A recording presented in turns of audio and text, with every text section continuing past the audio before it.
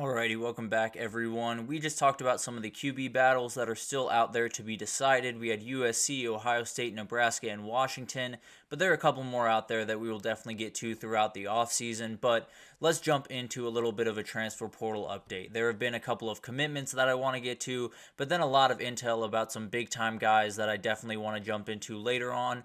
But but let's start with the commits, and let's start on the offensive side of the ball. McClain has committed to Arizona State. This was a wide receiver that transferred out of Penn State, one of that three that kind of transferred out at the very last moment.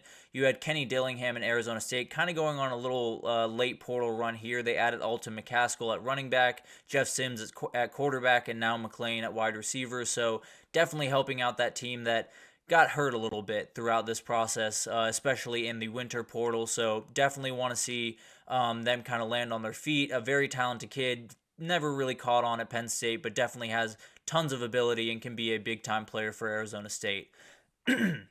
Excuse me. And then you had Gino Van DeMark. He was a O lineman from Michigan State who has committed to Bama. This is something that I feel like Bama is just piling O linemen in the portal, especially in those interior positions, because there's not a ton of depth, at least in the sense of, Bama depth as we've seen it in the past. So you definitely want to get some more bodies in there. He likely will not be the starter with guys like Tyler Booker and Jaden Roberts. But if one of those guys goes down, God forbid, you definitely have a very, very good option right there. He's kind of reuniting with the O-line coach over there, Greg Kaplovich. So definitely a very good fit and a very good player for Bama to pick up. They also picked up someone on defense. King Mack is a very, very talented safety that was in that portal class from Penn State with McClain, one of those players that left. And from a talent perspective, this guy is going to be a big-time player for them. Now, I don't know how early he gets on the field. There are tons of guys at that position that are ready to kind of take that next step forward. Some young guys that are going to need to play big roles, Jalen Mbakwe probably being the main one of them. But you have tons of guys in that back room. I think King Mack could absolutely be one of the big-time players for them this upcoming year. And then you have Savion Riley, who is a safety over at Miami, coming over to Colorado. Definitely a big-time pickup for Colorado. Anytime they get a defensive player, to be totally honest with you, it's a big-time pickup because you just need more bodies in that room. You need to make sure that not only do you have the right 11, but you have the right 22 and the right 33, because those are the teams that go to the playoff. And if you recall, Dion promised a playoff, so that'll be very interesting to watch. But Jahad Carter is another safety from Ohio State that is now committed to NC State. This is kind of the same situation as Colorado, a little less dire than Colorado's situation on that back end, but NC State definitely needs some big-time playmakers on that defense and in that back end, and Jahad Carter was just in a room that it was going to be really hard for him to get on the field at the amount that he wanted. So I think he's going to play a huge part for the Wolfpack in 2024. Could be one of their better players on the back end of that defense and definitely make himself a little bit of money over the next couple of years.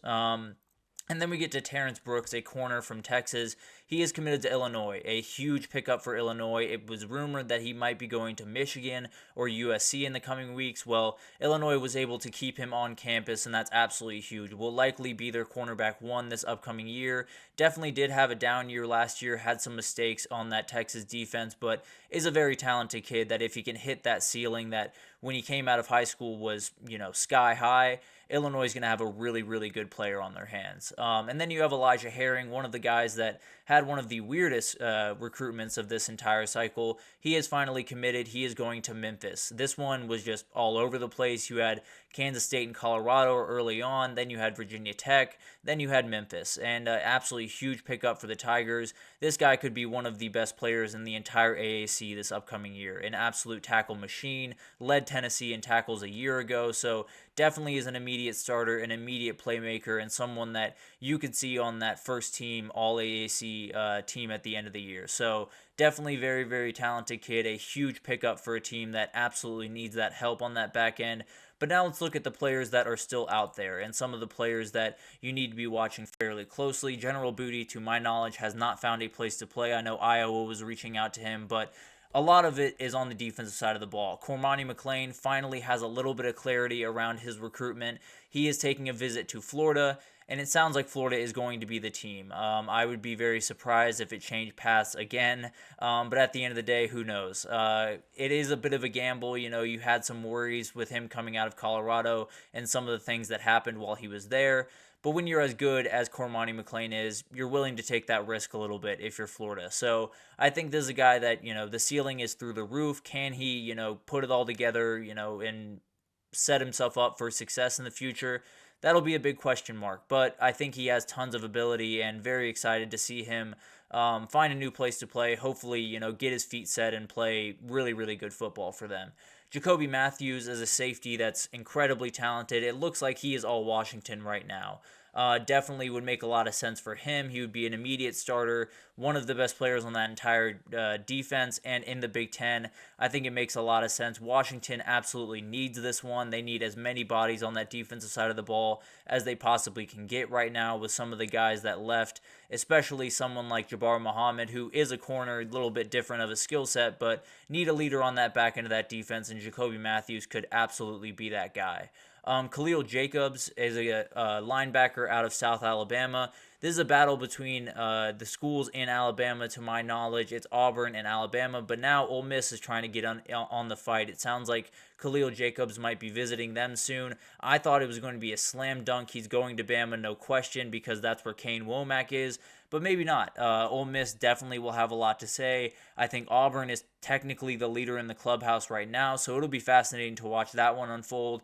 You also have Tyler Barron. He's really hard to nail down right now, if I'm being totally honest, but it looks like Miami and USC are the teams kind of leading the way. Ole Miss is still in it, but has kind of faded a little bit over the last couple of weeks, so it'll be fascinating to watch that one unfold. I think both those teams, Miami and Ole Miss, need that one badly. So whoever wins that one would be absolutely a huge pickup for them, and would likely get a starter at one of those edge rushing positions this upcoming year. And then you have Curtis Perry, a D lineman from Bama, very, very talented kid. He's making his visits around right now. Went to Virginia Tech, is slated to go to Louisville and Wisconsin over the next week. Indiana is also very much in on this kid. Kurt Cinetti is doing just incredible things with that Indiana group right now. He'll play a role for any one of these teams. Will likely be a starter for most of these teams on that defensive line. So definitely will be a huge pickup for all of those guys. We had Pete Nakos, who's one of the guys that, does not sleep when it comes to the portal, does incredible work on the portal over there at On3, but he put in a couple of predictions where some guys will end up. He had J.D. Rhyme, a Auburn DB, heading to Houston with a 70% confidence ranking. Michael Harrison Pilot, who's a very talented wide receiver, he has him going to Texas Tech, 60% confidence rating on that one. Definitely would be a great addition to a wide receiver group that we talked about yesterday is already a really talented group. If they can put it all together, Harrison Pilot makes that a little bit easier to do. Johnny Bowens is a D lineman from Oregon that's still out there. He has him going to Texas as a 50% confidence ranking.